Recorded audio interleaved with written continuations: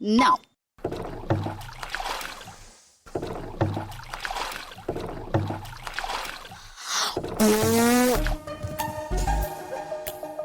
Hey. രക്ഷിക്കണേ വാള രക്ഷിക്കണേ ചാള രക്ഷിക്കണേ രക്ഷിക്കണേ ബ്ലോയോ രക്ഷിക്കണേ രക്ഷിക്കണേ അയ്യാ അമ്മച്ചേ അയ്യാ എന്ത് ഈ കടല് മൊത്തം ഉപ്പാണല്ലോ നിന്റെ അച്ഛനോട് പറഞ്ഞിട്ട് നാരങ്ങ കൂടെ പിടിങ്ങട് ഇവിടെ ഇയാൾ ആരാണോ തലയാട്ടി കഴിഞ്ഞെങ്കിൽ പേരെന്ന് പറയാവോ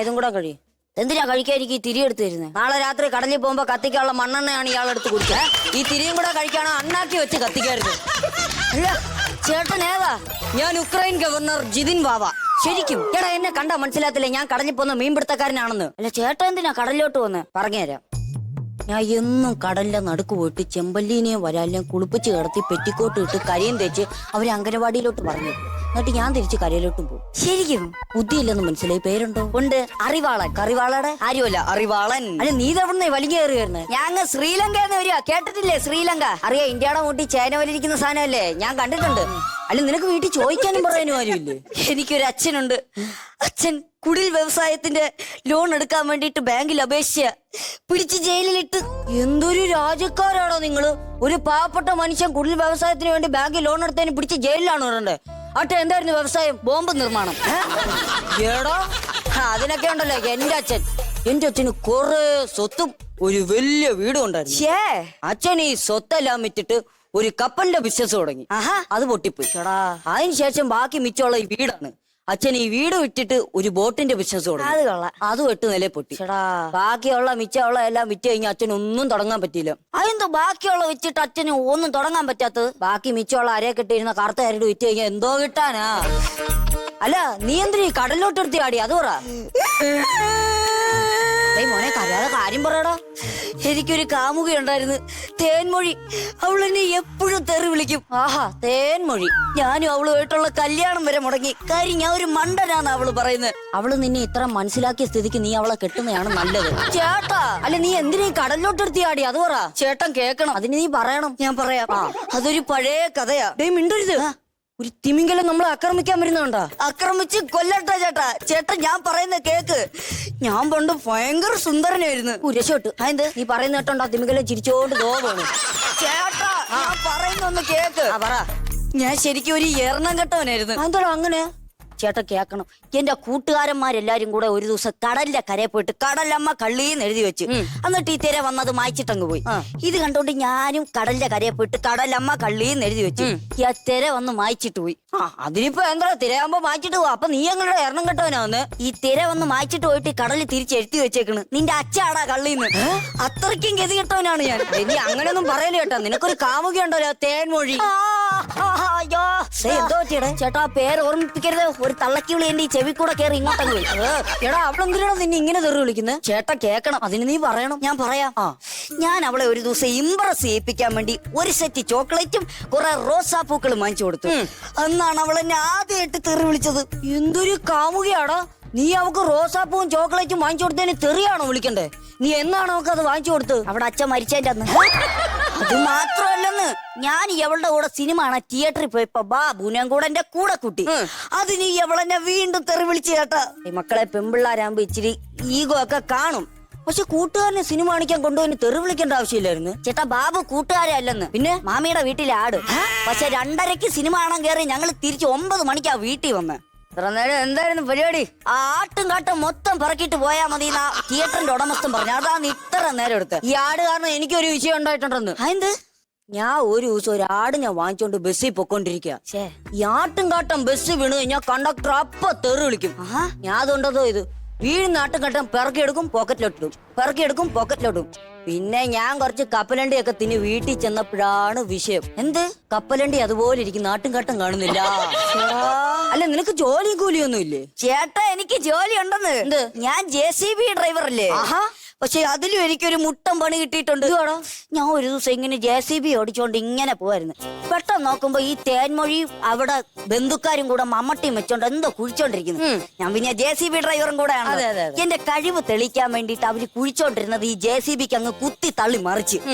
അതിനുശേഷം എവള് മാത്രമല്ല എവിടെ ബന്ധുക്കാരും കൂടെ എന്നെ തെറി വിളിക്കാൻ തുടങ്ങി. എന്തൊരു ബന്ധുക്കാരാടാ, അവര് കുത്തിക്കൊണ്ടിരുന്ന സാധനം നീ കുത്തിയെടുത്ത് മറിച്ചതിന് നീ നല്ല കാര്യമല്ലേ ചെയ്ത്, അതിന് തെറി വിളിക്കേണ്ട ആവശ്യമില്ലല്ലോ. ആട്ടെ അവരെന്തായിരുന്നു കുത്തിക്കൊണ്ടിരുന്നത്? അന്ന് അവിടെ അച്ഛൻ മരിച്ചില്ല, അതിന്റെ അസ്ഥി കുഴിച്ചോണ്ടിരിക്കുകയായിരുന്നു. എടോ മഹാഭാവി, അവളുടെ അച്ഛന്റെ അസ്ഥിയാണോ നീ കുത്തിയെടുത്ത് കളഞ്ഞത്? ചേട്ടനും കൂടെ എന്നെ ഇങ്ങനെ ഉപേക്ഷിക്കരുത്. ഞാൻ പറയുന്ന കേക്ക്. ഈ പെമ്പിള്ളാരുടെ മനസ്സുണ്ടല്ലോ, ലോല മനസ്സാണ്.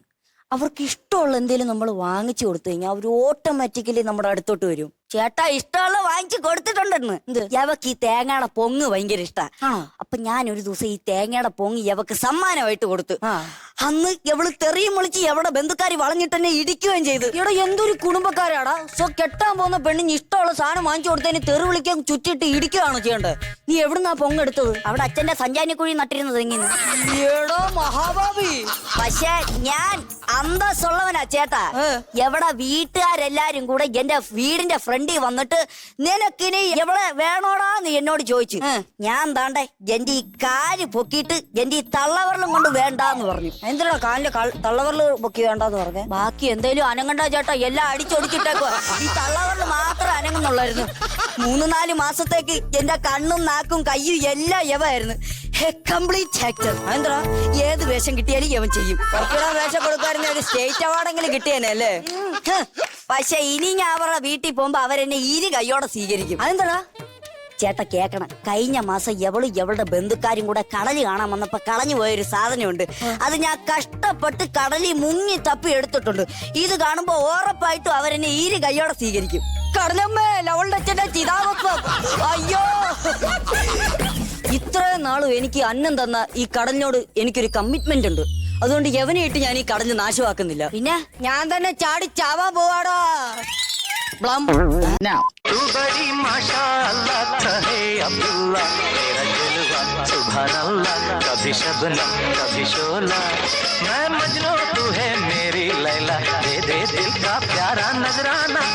വാവ്, എന്റെ അച്ഛന്റെ പേര് എങ്ങനെ അറിയാം? എന്താന്ന്? ബാബു എന്ന് പറഞ്ഞു. അയ്യോ അതല്ല, വാവ്, എനിക്ക് നിന്റെ നൃത്തം ഒരുപാട് ഇഷ്ടപ്പെട്ടു എന്ന്. അരേ സേഠ്ജി, അരേ രജനി, എനിക്ക് നിന്റെ നൃത്തം ഒരുപാട് ഇഷ്ടപ്പെട്ടു. ഇന്നാ പിടിച്ചോ. എന്തോ കുലുക്കി വെക്കുന്ന? ഇന്നലെ തന്നേല് മൊത്തം കറുവേപ്പിലയും ചമ്മന്തി വെച്ചു. അയ്യോ എനിക്കത് മാറിപ്പോയി. ഇന്നലെ ബസ്സിൽ ടിക്കറ്റ് എടുക്കാൻ വേണ്ടി ഈ സാധനം തുറന്നു നോക്കിയപ്പോഴാണ് ഇത് കാണുന്നത്. അയ്യോ, എന്നിട്ട് ഭാഗ്യത്തിനൊരു സ്വർണത്തിന്റെ അരിഞ്ഞാണോ ഉള്ളതുകൊണ്ട് വീട്ടിൽ എത്തി. രജനി, ഷേഡ്ജി, എനിക്ക് നിന്റെ നൃത്തത്തിലുള്ള ആ താളമില്ലായ്മയും കണ്ണിന്റെ കൈയുടെ ആ വൈകൃതവും എല്ലാം എന്നെ വല്ലാതെ ആകർഷിതനാക്കി. അതുകൊണ്ട് ഞാൻ നിന്നെ എന്റെ ഭാര്യയായിട്ട് സ്വീകരിച്ചോട്ടെ. ഇതിപ്പോ എത്രാമത്തെയാ? 10, 15, 150? അങ്ങനെയൊന്നും പറയരുതേ. അല്ല, നീ എപ്പോഴാണ് ഇതിലോട്ട് തിരിഞ്ഞത്? ഇലാസ്റ്റിക് ലൂസായപ്പോ തൊട്ട്. അയ്യോ അതല്ല, ഈ നൃത്തത്തിലോട്ട് എപ്പോഴാണ് തിരിഞ്ഞതെന്ന്. 18 പിള്ളേരടങ്ങുന്ന ഒരു വീടാണ് ഞങ്ങളുടേത്. അപ്പൊ അത് വീടല്ല, സ്കൂള്. ഞാൻ പറയട്ടെ, ബോംബെ രാജാവിന്റെ വലങ്കയായിരുന്നു എന്റെ അച്ഛൻ. അപ്പൊ നിന്റെ അച്ഛന്റെ കഴുത്തിലായിരുന്നു രാജാവ് വാച്ച് കെട്ടിക്കൊണ്ടിരുന്നത്? അയ്യോ അങ്ങനെ അല്ലെന്ന്, രാജാവ് കഴിഞ്ഞിട്ട് അച്ഛനായിരുന്നു അവിടുത്തെ കാര്യങ്ങളെല്ലാം നോക്കിക്കൊണ്ടിരുന്നത്. അങ്ങനെ പക്ഷെ ചായ കിട്ടിക്കഴിഞ്ഞപ്പോ രാജാവ് അച്ഛനെ കൊന്നു കളഞ്ഞു. ചായ കിട്ടിന് രാജാവ് എന്തിനാ അച്ഛനെ കൊന്നു കളയുന്നേ? പിന്നെ രാജാവിന്റെ മോൻ അച്ഛന്റെ മോച്ചായ കിട്ടി കഴിഞ്ഞാൽ വെട്ടി കൊന്നു കളയത്തില്ലേ? പിന്നീട് ആ വീട്ടിലെ എല്ലാ ഉത്തരവാദിത്വങ്ങളും എന്റെ തലയിലായി. അങ്ങനെ നൃത്തം പഠിക്കാൻ വേണ്ടി ഞാൻ എന്റെ കാലിൽ ചിലങ്ക കെട്ടി. അതിന്തിനാ കാലി ചിലങ്ക കെട്ടുന്നത്? പിന്നെ കാലി പശുവിനെ കെട്ടിയിട്ടാണ് ഡാൻസ് കളിക്കാൻ പറ്റും. പക്ഷെ എന്റെ കഥ ഇതിലെല്ലാം വിപരീതമായിരുന്നു. ഞാൻ ശരിക്കും പറഞ്ഞ ഭയങ്കര താളബോധമുള്ളവന്. നേരത്തെ സാധനം ഇട്ട് പിതിക്കാനാണോ താളം എന്ന് പറഞ്ഞത്? അതല്ലോ. എന്നെ ഏറ്റവും കൂടുതൽ സപ്പോർട്ട് ചെയ്ത ഒരു അപ്പൂപ്പ എനിക്കുണ്ടായിരുന്നു. അപ്പൂപ്പന് ഞാൻ കീബോർഡ് വായിക്കുന്ന ഭയങ്കര ഇഷ്ടം. ഒരു ദിവസം അപ്പൂപ്പ മരിക്കാൻ വേണ്ടി IC കിടന്നപ്പോ അപ്പൂപ്പനൊരാഗ്രഹം, ഞാൻ കീബോർഡ് വായിക്കണമെന്ന്. അങ്ങനെ ഞാൻ കീബോർഡ് വായിച്ച് അതിനുശേഷം ബന്ധുക്കാരെല്ലാരും കൂടെ എന്നെ വീട്ടിൽ നിന്ന് ഇറക്കി വിട്ട്. അയ്യോ അതെന്തിനാ ബന്ധുക്കാരെല്ലാരും കൂടെ വീട്ടിൽ നിന്ന് ഇറക്കി വിട്ട്? അപ്പൂപ്പന്റെ ഓക്സിജൻ സിലിണ്ടറിൽ കുത്തിയിരുന്ന പ്ലഗ് ഊരിട്ടായിരുന്നു ഞാൻ കീബോർഡിന്റെ പ്ലഗ് കുത്തിയത്.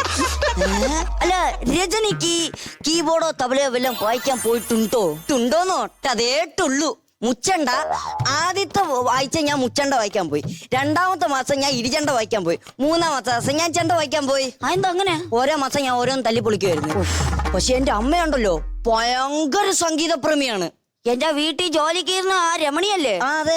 അവരെ കുറിച്ചൊന്നും പറയല്ലേ. ഹാർമോണിയം കണ്ടിട്ട് ഏതടാ ഈ പുഴുപ്പല്ലി പിടിച്ച പെട്ടിന്ന് പറഞ്ഞവരാണ്. അവരെ കുറിച്ച് സംഗീത പ്രേമിയാന്നൊന്നും പറഞ്ഞേക്കരുത്. സേഠ്ജി, രജനി, എനിക്ക് ആരുമില്ല സേഠ്ജി, എനിക്ക് ആരുമില്ല. അപ്പൊ മറ്റേ 18 പിള്ളേരുടെ സ്കൂൾ അടച്ച? അയ്യോ അതല്ലെന്ന്, എന്റെ വീട്ടിൽ ഉത്തരവാദിത്തങ്ങൾ നോക്കാൻ എനിക്ക് കൂട്ടിന് ആരുമില്ല സേഠ്ജി. എന്റെ കാര്യങ്ങളും ഏകദേശം ഇതുപോലെ തന്നെ.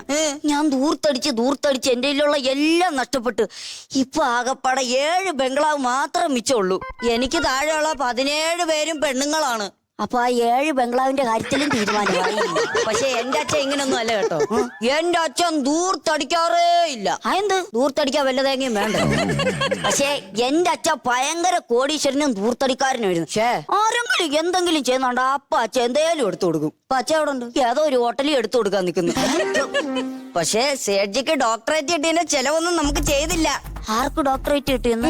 ഞാൻ കണ്ടു ബംഗ്ലാവിന്റെ ഫ്രണ്ടിൽ വലിയൊരു സർട്ടിഫിക്കറ്റ് ഒട്ടിച്ച് വെച്ചേക്കുന്നത്. അയ്യോ, അത് ഡോക്ടറേറ്റിന്റെ സർട്ടിഫിക്കറ്റ് ഒന്നുമല്ല. പിന്നെ സഹകരണ ബാങ്കിൽ നിന്ന് വന്ന ജപ്തി നോട്ടീസ്. പിന്നെ രമണിക്ക് ഈ പഞ്ചായത്തിനടുത്തുള്ള വെയിറ്റിംഗ് ഷെഡ് അറിയാവോ? ആ പട്ടിയൊക്കെ വന്ന് കിടക്കുന്ന സ്ഥലം. അടുത്ത ആഴ്ച നിന്റെ ഡാൻസും എന്റെ കിടപ്പും അവിടെ ഇരിക്കും. രജനി, സേഠ്ജി, എന്റെ സായന്തനങ്ങളെ സൗന്ദര്യം നൽകുവാൻ സുന്ദരി, ഞാൻ നിന്നെ എന്നെ കൂടെ കൂട്ടിക്കോട്ടെ. 2 ദിവസമായിട്ട് സേഠ്ജിയെ കാണാനേ ഇല്ലായിരുന്നല്ലോ. ഈ ഡയലോഗ് കുത്തിയിരുന്ന് പഠിക്കുകയായിരുന്നു. ആണോ? ഇത് കണ്ടിന്യൂ. എന്റെ സിംഹാസനം അലങ്കരിക്കാൻ ഞാൻ നിന്നെ എന്റെ കൂടെ കൂട്ടിക്കോട്ടെ. സേഠ്ജി എന്റെ പാവാടയുടെ പോക്കറ്റിലൊന്ന് കൈയിട്ടെ. എന്തിനാണ് രജനി? എന്റെ മാമന്റെ വിസിറ്റിംഗ് കാർഡ് ഉണ്ട്. പുള്ളിയാണ് ഈ ഡെക്കറേഷൻ വർക്കിൽ മിടുക്കനാ. രജനി, നീ എന്റെ കൂടെ വാ. എന്റെ വീട്ടിൽ ഇപ്പൊ ഒരു കലാകാരി ആവശ്യമുണ്ട്. ആ വീടിനെ കുറിച്ച് ഞാൻ അന്വേഷിച്ചു. എന്നിട്ട് കൊച്ചിൻ കലാഭവനിൽ പോലും ഇത്ര കലാകാരികളില്ലെന്നാണ് ഞാൻ അറിഞ്ഞത്. രജനി, എനിക്ക് വേണ്ടിട്ട് നിന്റെ കലകളെല്ലാം പുറത്തേക്കിടണം. കൊണ്ടുവരാം സേഠ്ജി, കൊണ്ടുവരാം. നിന്റെ ഭരതനാട്യം പുറത്തേക്കിട്. ഭരതനാട്യം കൊണ്ടുവരാം സേഠ്ജി. നിന്റെ മോഹിനിയാട്ടം പുറത്തേക്കിട്. മോഹിനിയാട്ടം കൊണ്ടുവരാം സേഠ്ജി. നിന്റെ ഓട്ടം തുള്ളല് പുറത്തേക്കിട്. ഓട്ടം തുള്ളല് പുറത്തേക്ക് കൊണ്ടുവരാം സേഠ്ജി. ഓട് ഓട് ഓട് ഓട് ഓട് ഓട്. ഓടുന്ന ഒരു കലയല്ല. അതൊരു കലയല്ല. പക്ഷെ ഇപ്പൊ അത് പുറത്തിട്ടില്ലെങ്കിൽ ഇവിടെ ഒരു കൊല നടക്കും. അതെന്ത്? എന്റെ പെണ്ണുമ്പിള്ള നാണ്ട് ഓടി തള്ളി വരുന്നു. ജീവൻ വേണേ ഓടി രക്ഷപ്പെട്ടോ. സേഠ്ജി, ഓടി രജനി.